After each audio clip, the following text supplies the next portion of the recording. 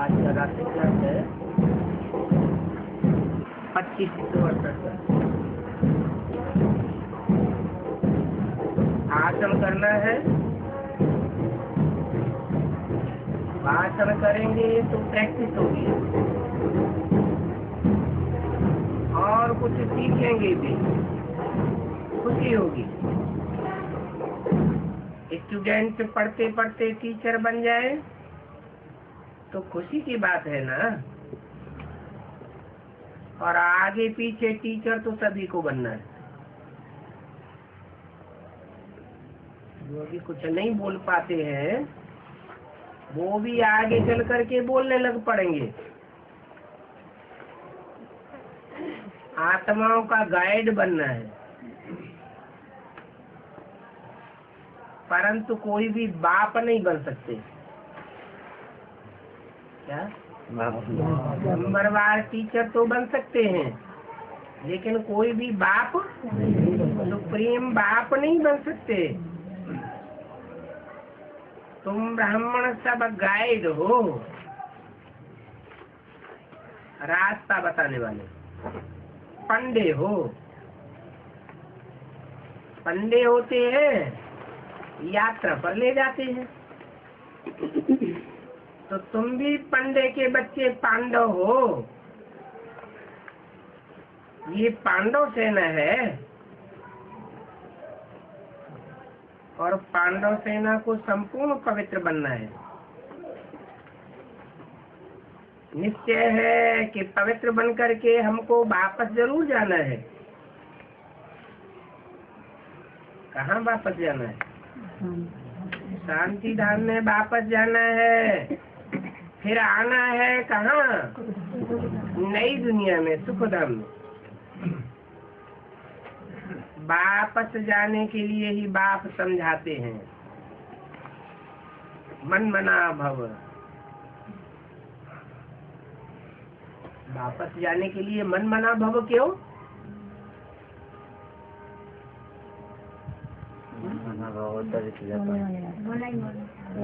मन मना भव का मतलब है मेरे मन में समा जा। जैसे मेरे मन में कोई संकल्प नहीं, निसंकल्प रहता हूँ, कोई विकल्प नहीं आता, ऐसे ही तुम भी आत्मिक स्थिति में टिक जाओ सदा के लिए। तो जैसे परमधाम वासी हो जाते हो। पतित पावन बाप को याद करना है।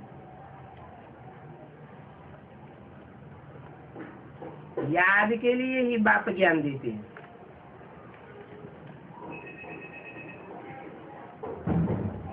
याद के लिए, बाप की याद के लिए बाप आकर के अपना परिचय देते हैं कि मैं कौन हूँ, क्या हूँ, किस रूप में पाठ बजाता हूँ और कैसे पतितों को पावन बनाता हूँ।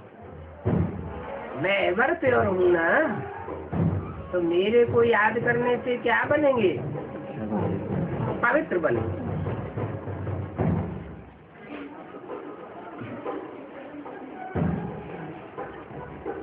बाकी वो यात्राएं तो अनेक प्रकार की हैं।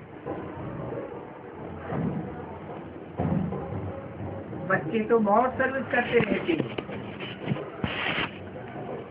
अलग अलग टॉपिक्स पर भाषण करेंगे। बाबा को टॉपिक्स लिख करके भेजी थी।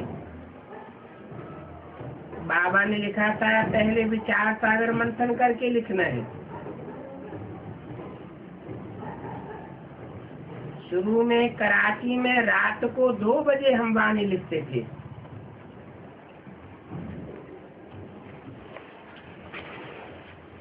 तो बच्चों को भी प्रैक्टिस करनी है। सिर्फ लिखा हुआ पढ़ना नहीं है। क्या लिखी हुई वाणी पढ़ करके सुनाना या पढ़ना ये नहीं, क्या करना है? ओरली भाषण करना है।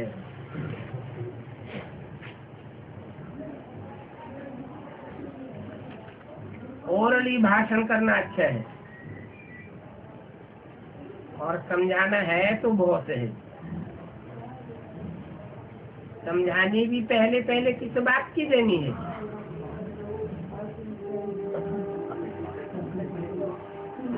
बाप का परिचय देना है। बाप का परिचय देने के लिए पहले आत्मा का परिचय देना पड़े।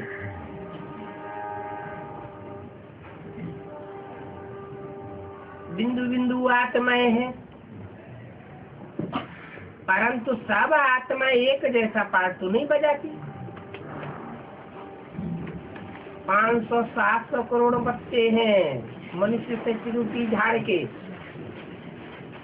परंतु सब एक जैसे पाठधारी तो नहीं है। कोई बहुत ऊंचा पाठ बजाते हैं,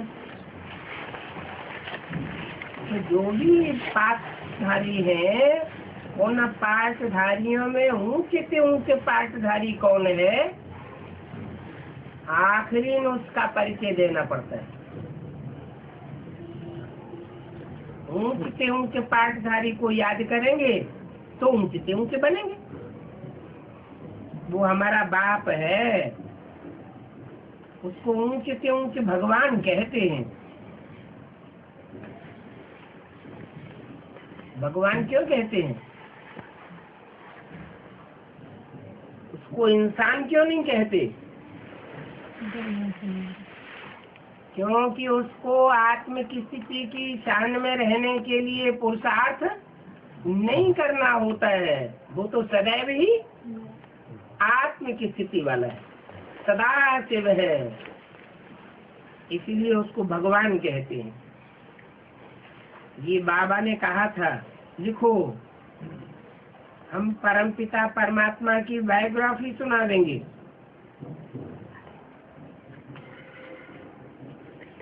शिव जयंती भी गाई जाती है।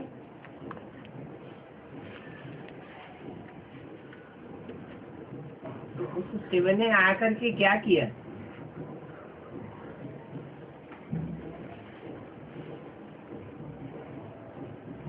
कुछ तो आकर के किया होगा। जो गांव-गांव में, शहर शहर में, देश में, विदेश में शिवलिंग की मूर्तियां बनी हुई मिलती हैं। दुनिया में सबसे जास्ती मूर्तियां किसकी मिलती हैं? शिवलिंग की मिलती हैं। इससे क्या साबित होता है? साबित होता है कुछ करके गया है, और ऐसा करके गया है जो और आत्माओं ने नहीं किया है। उसकी जयंती मनाते हैं तो जीवन कहानी भी चाहिए। जब तुम समझाते हो तो समझते हैं भगवान एक है। बाकी ज्ञान यज्ञ में विघ्न तो पड़ेंगे ना। मूल बात है विघ्न पड़ने ही है विकारों पर।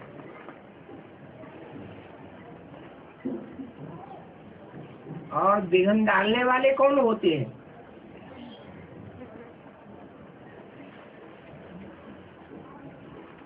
विघ्न डालने वाले होते हैं माया के मुरीद, जो भगवान बाप पर फिदा नहीं होते। किस पर फिदा होते हैं? माया पर फिदा होते हैं।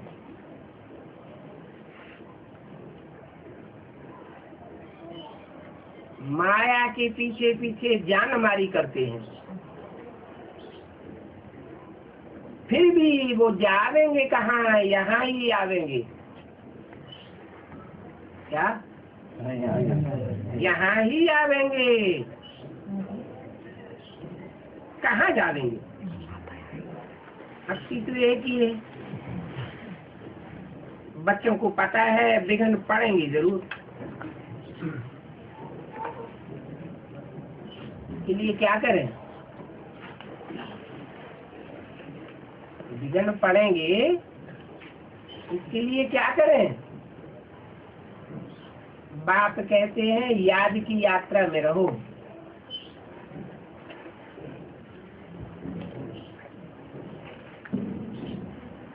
तो सब विघ्न दूर हो जाएंगे।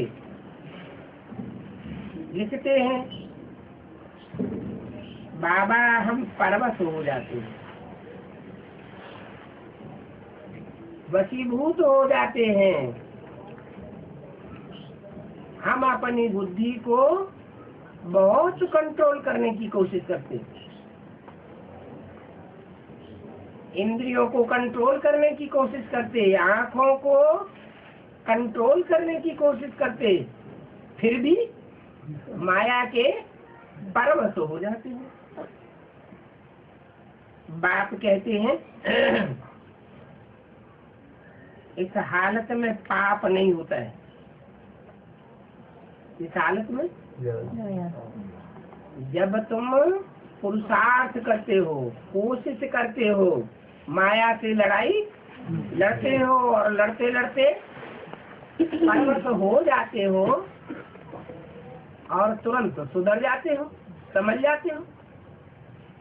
जैसे कोई साइकिल पे चढ़ता है, गिर जाता है, तुरंत उठ के खड़ा हो जाता है, तो तुम्हारा कोई पाप नहीं बनता। मूल बात है याद की यात्रा की। इस यात्रा को छोड़ना नहीं है, गैप नहीं आना चाहिए। यात्रा की पढ़ाई तो बहुत सहज है। बाप दिन प्रतिदिन गुई पॉइंट सुनाते रहते हैं।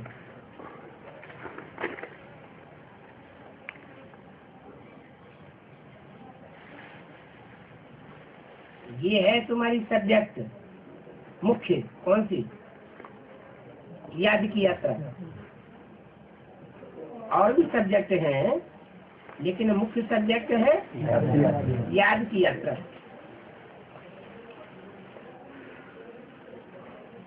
दिन प्रतिदिन गुये पॉइंट सुनाते रहते हैं। कब तक सुनाते रहेंगे? जब तक जीना है देह अभिमान में, तब तक गुये से गुये पॉइंट सुनाते रहेंगे ताकि तुम परिवर्तित हो जाओ। सुनाते रहेंगे। अर्थात में तो शरीर छोड़ दिया, फिर कैसे सुनाते रहेंगे? अर्थात में शरीर छोड़ दिया, फिर नए नए पॉइंट कहाँ से सुनने को मिलेंगे? जिस तन में भी प्रवेश करूंगा उसका नाम ब्रह्मा रखना पड़े।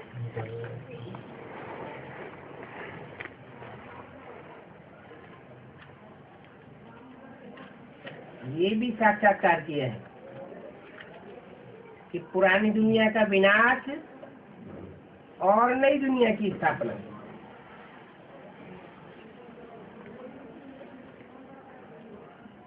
किसने साक्षात्कार किया? ब्रह्मा बाबा ने साक्षात्कार किया।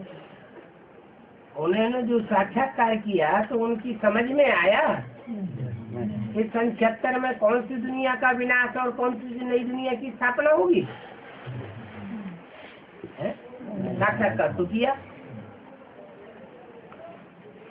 फिर कौन से साक्षात्कार की बात है? ये बंद आंखों के साक्षात्कार तो भक्ति मार्ग में भी बहुत होते रहे। असली साक्षात्कार है बुद्धि का। बुद्धि में ये बात बैठे कि कैसे नई दुनिया की स्थापना होती है, कैसा नया संगठन बनेगा और कैसे पुरानी दुनिया का संगठन टूटेगा। पुरानी दुनिया में तो अनेक प्रकार के संगठन है। मुसलमानों के संगठन अलग, क्रिश्चियंस के संगठन अलग, बौद्धियों के संगठन अलग, अनेक प्रकार के धर्म हैं, अनेक प्रकार के राज्य हैं, सबके अलग अलग संगठन हैं। सब टूट फूट जाएंगे और एक ही बड़ा मंदिर रह जाएगा। सब कहेंगे कि स्थापना पूरी हुई और पुरानी दुनिया का विनाश हुआ। परंतु इस स्थापना और विनाश के कार्य में खर्चा आदि कुछ भी नहीं है। मैंने सन 76 में जो स्थापना और विनाश होना है उसमें खर्चा कुछ भी नहीं है। इतने बड़े बड़े मेले लगे, कॉन्फ्रेंसेस हुई, इनमें खर्चा नहीं होता है। प्रदर्शनी लगी, म्यूजियम बनाए गए, उनमें खर्चा नहीं हुआ। उनमें तो खर्चा हुआ, लेकिन जिसकी बुद्धि में स्थापना हुई नई दुनिया की और पुरानी दुनिया का विनाश हुआ, आप हुए मर गई दुनिया, उसको एक कौड़ी का भी खर्चा नहीं हुआ।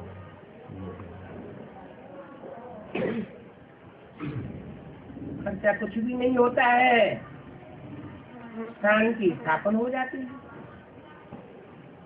तुम्हारा स्वधर्म ही शांत है और स्वधर्म में टिकने के लिए तुमको डायरेक्शन मिलते हैं। ये भी जानते हो कल्पन एक बार तुमने ये डायरेक्शन लिए हैं।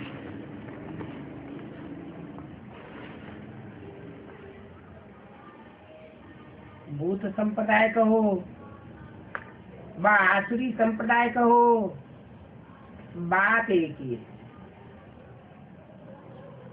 क्या बात है? दुनिया में जो असुर हैं, मनुष्य बुरा काम करते हैं तो उनको कहते हैं असुर राक्षस। मनुष्य अच्छे से अच्छे काम करते हैं तो कहते हैं ये तो देवता है। लेकिन बुरा काम करने वालों को भूत कहा जाता है क्या? है? नहीं, ऐसी बात नहीं है कि वो भूत नहीं बनते हैं। जो ज्यादा पाप करते हैं वो ही भूत प्रेत बनते हैं। जीवघात करते हैं, हत्याएं करते हैं, बड़े बड़े दुष्ट कर्म करते हैं, ऐसों को ही कौन सा शरीर लेना पड़ता है? भूत प्रेत का शरीर लेना पड़ता है। तो ये भूत प्रेत बनने वाली आत्माएं कौन से धर्म की है? जो भूत प्रेत बनती है।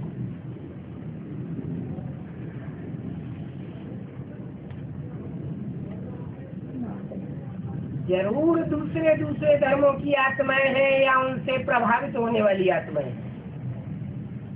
भूतों का संग करेंगे तो क्या बनेंगे? भूत बनेंगे। भूतों की पूजा करेंगे तो भूत बनेंगे, देवताओं की पूजा करेंगे देवता बनेंगे, भगवान को मानेंगे तो भगवान भगवती बनेंगे। तो ये जितनी भी भूत प्रेत योनियां हैं, ये सब महापापी योनियां हैं, पाप करने वाली है। अभी आगे जो विनाश होना है, ज्यादा तादाद इन भूत प्रेत बनने वालों की होगी। ढेर के ढेर अकाले मौत में शरीर छोड़ेंगे, भूकंप आएंगे, बड़ी बड़ी बिल्डिंगें गिरेंगी, अचानक मौत होगी, ये सब क्या बनेंगे? इसका भूत प्रेत बनेंगे। कितनी संख्या हो जाएगी भूत प्रेतों की? जितने जितने ये दूसरे धर्म की आत्माएं हैं वो सब भूत प्रेत बनने वाले, और उनसे प्रभावित होने वाले जो भारतवासी हैं, जो कन्वर्ट हो गए, वो भी क्या बनते हैं? वो भी भूत प्रेत बनते हैं। फिर बचते कौन है? जो एकदम आदि सनातन देवी देवता धर्म के थे, जिन्होंने डायरेक्ट बाप से प्राप्ति की थी। सत्युग से पहले वाले होंगे, यह सत्युग के बाद परम धाम से उतरने वाली आत्माएं होंगी।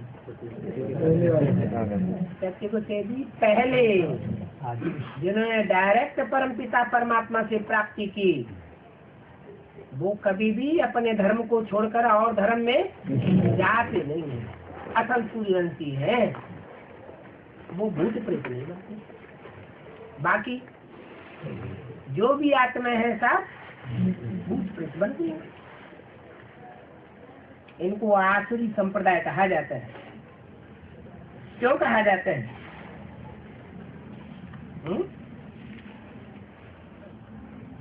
ये सब आसुरी संप्रदाय क्यों कहे जाते हैं? इसलिए कहे जाते हैं कि जितने भी ये इस्लामी बौद्धी क्रिश्चियन आदि हैं वो सब मनुष्य गुरुओं की स्थापना किए हुए हैं। और मनुष्य गुरुओं ने जो भी स्थापना की है वो आसुरी स्थापना की है, स्वर्गीय स्थापना नहीं की है। वो स्वर्ग नहीं बनाते हैं, इस दुनिया को क्या बना कर जाते हैं? और ही नरक बना के जाते हैं। और भगवान क्या बना के जाते हैं? नरक को स्वर्ग बना के जाते हैं। ये काम और कोई भी धर्म पिता ने नहीं किया।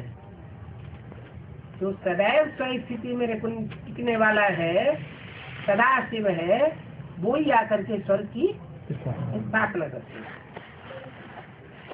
इसलिए उनको रावण संप्रदाय, आसुरी संप्रदाय कहा जाता है, क्योंकि उनमें 5 भूत हैं। इनमें उन धर्म वालों में जैसे इस्लामी आए, कौन सा देख भूत विशेष रहा उनमें? काम विकार का विशेष भूत रहा। क्रिश्चियन आए, एटम बम बना के रखे हुए, कौन सा भूत विशेष? क्रोध का भूत विशेष है। मुस्लिम आए, उन्होंने भारत को लूटा, लूट लपेट के डकैती करके ले गए और ले जाते रहे। तो कौन सा भूत हुआ? लोभ का भूत हुआ। आर्य समाजी आए, इनमें काम क्रोध लोभ तो नहीं है, लेकिन क्या है? मोह हो जाता है। हमें ज्यादा से ज्यादा वोट मिलने चाहिए, ज्यादा से ज्यादा हमारे फॉलोअर्स होने चाहिए। अरे बच्चा एक शेर जैसा पैदा हो वो ज्यादा अच्छा, या ढेर के ढेर गीदड़ पैदा हो जाए वो ज्यादा अच्छा। इसलिए ये प्रजा के ऊपर, प्रजा के राज्य को ऊंचा मानते हैं, राजा को ऊंचा नहीं मानते। राजा ही सफा चट कर दी, प्रजा के ऊपर प्रजा का राज्य हो गया। अब प्रजा क्या राज्य करेगी? राज्य चलता है या अराजकता हो जाती है? अराजकता हो जाती है, क्योंकि उनका कोई धर्म ही नहीं है। धर्म में तो ताकत होती है। तो ये भूतों का राज्य है। रावण द्वारा हराया है। मनुष्य भक्ति मार्ग में भक्ति करते करते कितने घमंड में रहते हैं। तो कुंड लगा देंगे और घमंड दिखा देंगे। जहाँ जहाँ पतित पुजारी है वहाँ कोई भी पावन पूज्य नहीं हो सकता। देवी देवताएं पूज्य होते हैं, तो देवी देवताएं कोई की पूजा करते हैं क्या? नहीं, कोई की पूजा नहीं करते।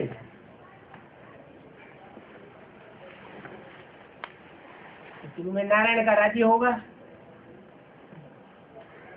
नारायण राजा महाराजा होगा, तो प्रजा उनको मानेगी नहीं, उतने सोचा मानेगी। लेकिन नारायण को ये इच्छा नहीं होगी कि ये हमारी पूजा करे। नारायण स्वयं भी आत्म की स्थिति में रहने वाला होगा, और यथा राजा तथा प्रजा भी आत्म की स्थिति में रहने वाली है। तो देवी देवताएं पूज्य हैं। बाप कहते हैं अभी मैं आया हूँ, तुम बच्चों को इन भूतों की दुनिया से ले जाने के लिए। भूतों की दुनिया से ले जाते हैं या भूतों की दुनिया को खलास ही कर देते हैं? भूतों की दुनिया ही खलास हो जाती है। ये कब्रिस्तानी दुनिया है क्या? सब कब्र दाखिल होने वाली जो भी आत्माएं हैं, जो भी मनुष्य आत्माएं हैं, वो कैसी हो गई है? कब्र दाखिल का मतलब क्या? देह अभिमान की मिट्टी में सभी पड़ी है, एक भी आत्मा अभिमानी नहीं बना है। कब्रिस्तानी दुनिया हो गई है।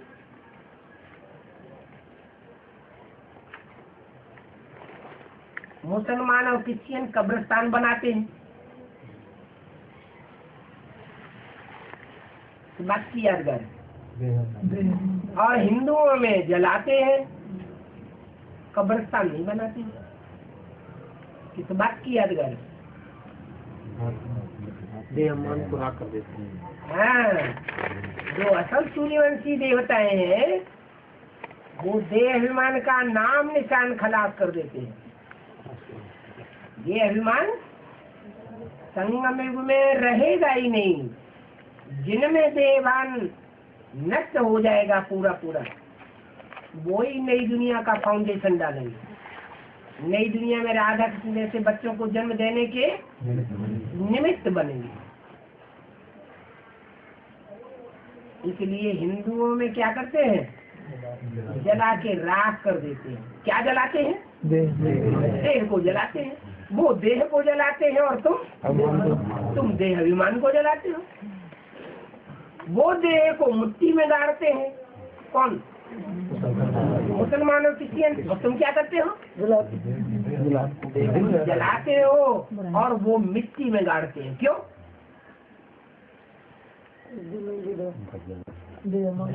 माना वो देह अभिमान को राख नहीं कर पाते, वो देह अभिमान की मिट्टी में ही दबे रह जाते, पूरा पुरुषार्थ नहीं कर पाते। माना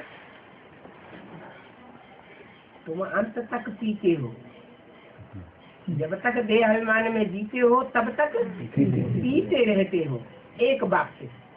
और वो क्या करते हैं?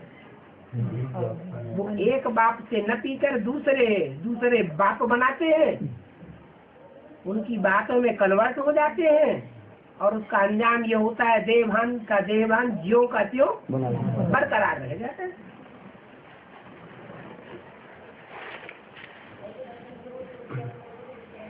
तो कोई भी देहधारी में मोह नहीं रखना है। क्या? अगर देहभान को पूरा जलाना है तो क्या करना है? असल सूर्यवंशी बनना है तो क्या करना है? कोई भी देहधारी से कोई भी संबंधी हो उससे मोह नहीं रखना है। अभी तो हम जाते हैं कहाँ? अपने धाम, आत्माओं के धाम। वहाँ देह होगी नहीं, देह का कोई संबंध नहीं होगा ही नहीं। सब आत्मा आपस में बाई बाई। तो ज्ञान का अभ्यास ये बुद्धि में रहना चाहिए। अभी हम तो नए संबंध में जाते हैं। जो नए संबंधों की दुनिया होगी वहाँ ढेर के ढेर संबंध होंगे या थोड़े संबंध होंगे? बहुत थोड़े संबंध होंगे। उसका फाउंडेशन बाप अभी डालते हैं। क्या? एक बाप दूसरा न कोई। मैं आत्मा ज्योति बिंदु, मेरा बाप ज्योति बिंदु, और आपस में सब भाई बहन भी कोई बहन भी नहीं। बहन भी समझेंगे तो भी देहभान आएगा। तो सब आपस में भाई। तुम जब नए संबंध में बंध जाते हो, आत्मिक संबंध में बंध जाते हो, एक बाप के पक्के पक्के बच्चे बन जाते हो, तो फिर पुराने संबंध से इतनी दिल हो लगी क्या? जितनी दिल इस पुरानी दुनिया में पुराने संबंधों से लगती है, उतनी दिल फिर आत्मा आत्मा भाई भाई में नहीं लगती। इसके लिए तुमको क्या करना है?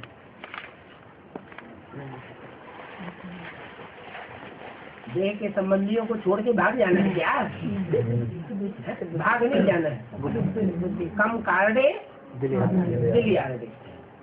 कर्मेंद्रियों से कर्म भल करते रहो, परंतु दिल मन बाप की तरफ लगाए रखो। तुम तो पुराने आसुक हो, एक मासूक के। कितने पुराने हो?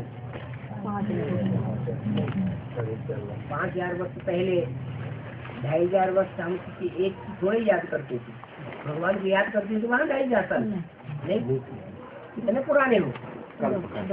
2500 साल से उसे एक पुराने आंसू को याद करते आए। मासूक भी देखो तुम्हारा कैसा है? एवर प्योर है, सबको पावन बना देते हैं। कोई भी अस्वच्छ बुद्धि रह नहीं जाता। बाप अविनाशी सर्जन है। वो सर्जन होते हैं, महामारी फैलती है तो पहले अपनी सुरक्षा करेंगे।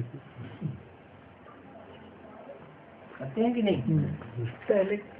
और ये तो अविनाशी सर्जन है,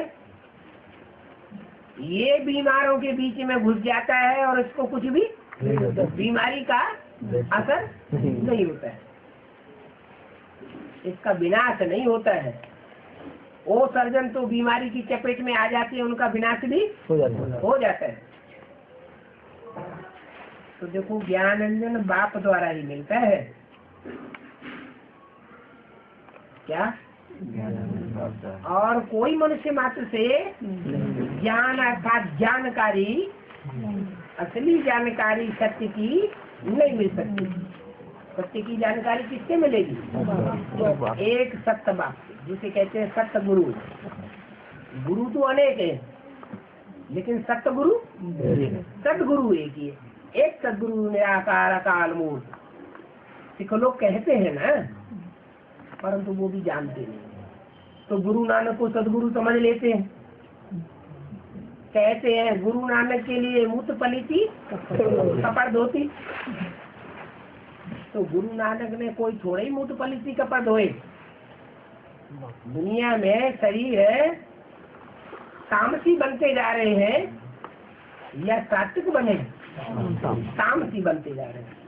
बाप तो आकर के एक एक कपड़े को ऐसा धोते हैं जो 7 कपड़े नई सती की दुनिया में सतो प्रधान बन जा रहे हैं। ये है ऊंच से ऊंच बनने के लिए ज्ञान। स्पिरिचुअल नॉलेज रूहानी बाप रूहानी बच्चों को देते हैं। कैसी नॉलेज है? स्पिरिचुअल माने आध्यात्मिक, स्पिरिट वाली, स्पिरिट आत्मा को कहते हैं। स्पिरिचुअल आध्यात्मिक, आदि माने अंदर, आत्मा माने आत्मा। आत्मा के अंदर क्या ज्ञान है? 84 जन्मों का। कौन कौन सी आत्माओं के अंदर 84 जन्मों का क्या क्या पार्ट भरा हुआ है? ये आध्यात्मिक ज्ञान परमात्मा बाप ही आकर देते। और कोई का ड्रामा में पार्ट नहीं। क्या बोलना दीजिए? आध्यात्मिक ज्ञान फैलाने वाला, देने वाला एक ही बाप है, जो आत्मा के अंदर की बात को जानता है। आदि माने अंदर और आत्मा माने आत्मा। आदि आत्मा माने आत्मा के अंदर क्या क्या भरा पड़ा है, आज के डॉक्टर नहीं जानते, कोई वैज्ञानिक नहीं जानता। वैज्ञानिक क्या जानेंगे? शरीर की बात जानेंगे, 5 तत्वों की बातों को जानेंगे, एटम को जानेंगे, लेकिन आत्मा को कोई भी जानते नहीं। तुम्हारा बात रूहानी टीचर है, तुम्हारी भाषा ही अलग है। उनकी है जिस्मानी भाषा है और तुम्हारी है रूहानी भाषा। तो ये नई दुनिया के लिए नया ज्ञान है क्या? उनका तो पुराना ही ज्ञान चला आ रहा है। कौन सा? शास्त्रों का। वैज्ञानिकों ने भी जो एटम बम बनाए वो कैसे बनाए? शास्त्रों में पढ़ा ना कि पहले अग्नेयास्त्र थे, तो उन्होंने अग्नेयास्त्रों का नाम देखा और उन्होंने आग के अस्त्र शस्त्र बनाना शुरू कर दिए। परंतु तुम्हारा तो नया ज्ञान है, तुम जो कुछ सुनते हो सब नई बात सुनते हो। वो शास्त्रों की पुरानी बातें सुनाते हैं, पुरानी बातें सुनाते हैं, पढ़ी हुई बातें सुनाते हैं, या कुछ नई बात सुनाते हैं? वो ही सारी पुरानी बातें सुनाते हैं। और तुमको देने वाला भी नया है या पुराना है? हाँ? पुराना है। पुराना है कि नया है? और सब लोगों के बीच में उसको खड़ा कर दिया जाए तो नया है, new man of the world है या old man of the world है? नया बताने वाला है, पढ़ाने वाला है, और नया ही ज्ञान आकर के देते हैं जो दुनिया में और कोई दे नहीं सकता। अच्छा, कल शिव जयंती है,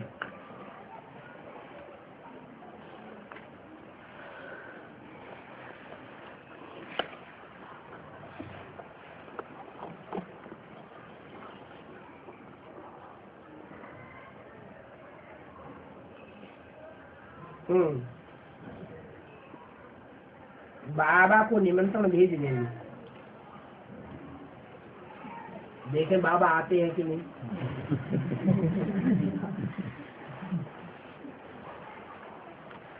कैसे भेजेंगे निमंत्रण?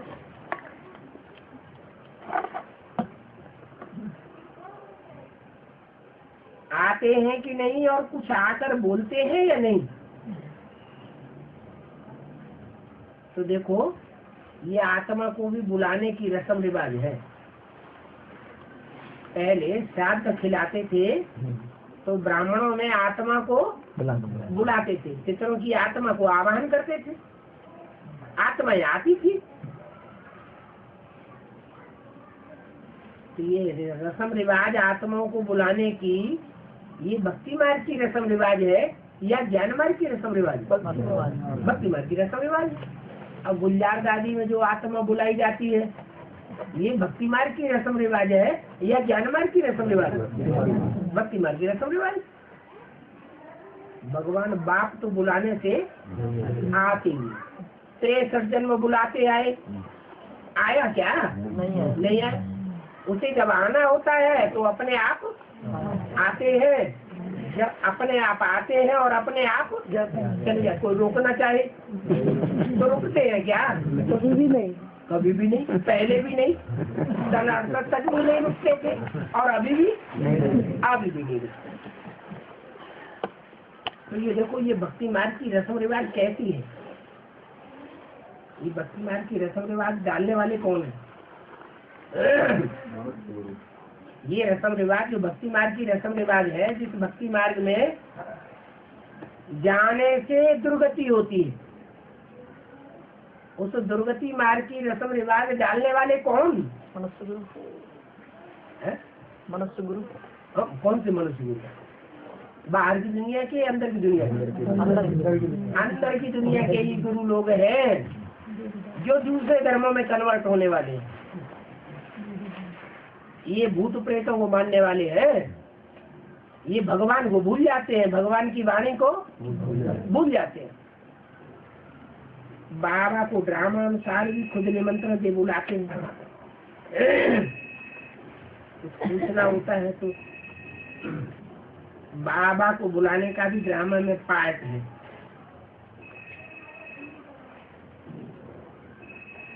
ड्रामा के ऊपर चलना है। जो कुछ पास हुआ ऐसे नहीं कह सकते, ऐसा होता तो अच्छा होता। ये घुट के खाना बिरांगी, बीपी बातों को चितवो नहीं। अभी तुम तो फरिश्ते बनते हो, इसलिए कल सारा दिन सफेद ड्रेस पहननी है। कल माने कौन से दिन? शिवरात्रि आने वाली है, तो शिवरात्रि के दिन सारा दिन सफेद ड्रेस पहननी। अच्छा, रोज नहीं पहननी। अरे कल बाबा आवेंगे स्पेशल, रोज तो आते नहीं हैं। तो बाबा आवेंगे और बाबा आके वाणी चलावेंगे तो क्लास हो जाएगा। दृष्टि देंगे तो ड्रिल हो जाएगी। रूहानी मिलिट्री हो, इसलिए ड्रिल की तुम्हारी पोशाक एक ही होनी चाहिए। ड्रिल की पोशाक क्या है?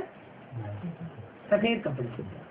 जब क्लास में बैठते हैं तो कैसे कपड़े होने चाहिए? सबके व्हाइट कपड़े। और बाकी सारा दिन व्हाइट कपड़े पहनना जरूरी नहीं है, क्योंकि सफेद कपड़े पहनेंगे तो काम धंधे में कपड़े गंदे होते रहेंगे, ज्यादा खर्चा होगा। और बाप कहते हैं कम खर्च बाला नसी। तो अगर साबुन भी ज्यादा खर्च किया तो बाला नसी बनेंगे क्या? बाला नसी माना भाग्यवान, ज्यादा भाग्य वाले बनेंगे क्या? नहीं। जो कुछ भी हमारे पास है वो ईश्वरीय सेवा में खर्च करें। अपने लिए सिर्फ उतना ही खर्च करना है जितने से हमारा पुरुषार्थ चलता रहे। तो देखो, रंगीन कोई कपड़ा नहीं होना चाहिए। कब? जब बाबा का क्लास होता है तो कोई भी रंगीन कपड़ा नहीं होना चाहिए। तो फरिश्तेपन की सबको भाषण आ गई कि बाप आया है देह और देह के संबंधों से रिश्ता तोड़वाने के लिए। देह के संबंधों से रिश्ते टूट जाएंगे तो सब क्या बन जाएंगे? फरिश्ते बन जाएंगे। भोजन के लिए भी कहना है, कह दिया जितना हो सके। भोजन भी बहुत रंगीन नहीं होना चाहिए। सादा भोजन उच्च विचार, सादा भोजन होना चाहिए। अच्छा, मीठी मीठी रूहानी बच्चों को रूहानी बाप दादा का याद प्यार गुड नाइट। रूहानी बच्चों को रूहानी बाप की 22 तारीख 22/11/2007।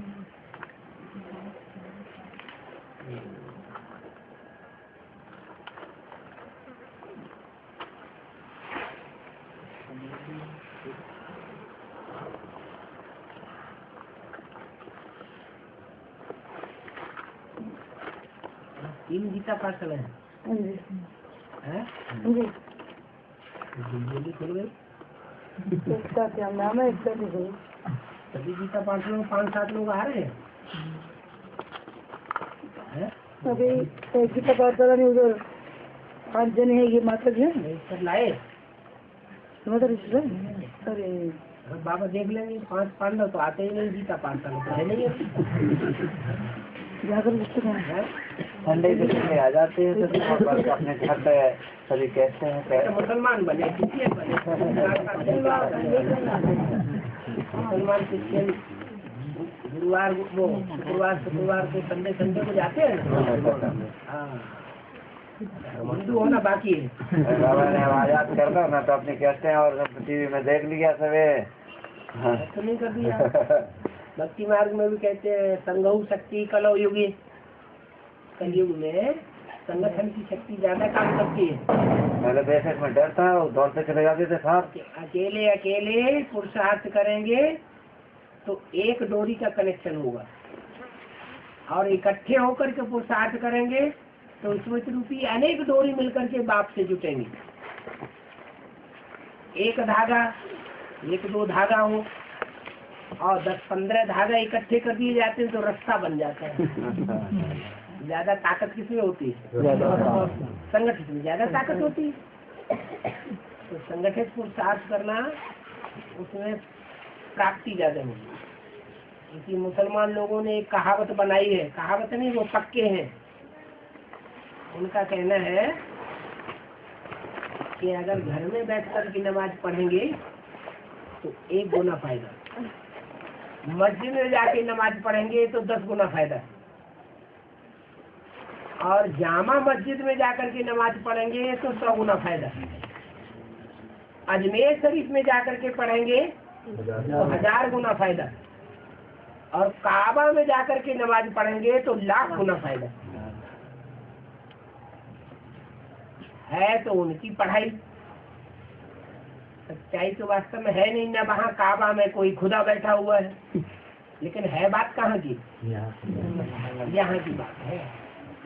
यहाँ प्रैक्टिकल में भगवान जब आया हुआ है और वो पढ़ाई पढ़ा रहा है कि याद में बहुत ताकत है, लेकिन अगर संगठित होकर के याद करेंगे तो नई दुनिया की स्थापना हो जाती है। अकेला अकेला भार नहीं बोल सकता। तुम अकेले घर में बैठ जाओ और चाहो तो हमारे घर में स्वर्ग बन जाए तो नहीं बनेगा। नहीं।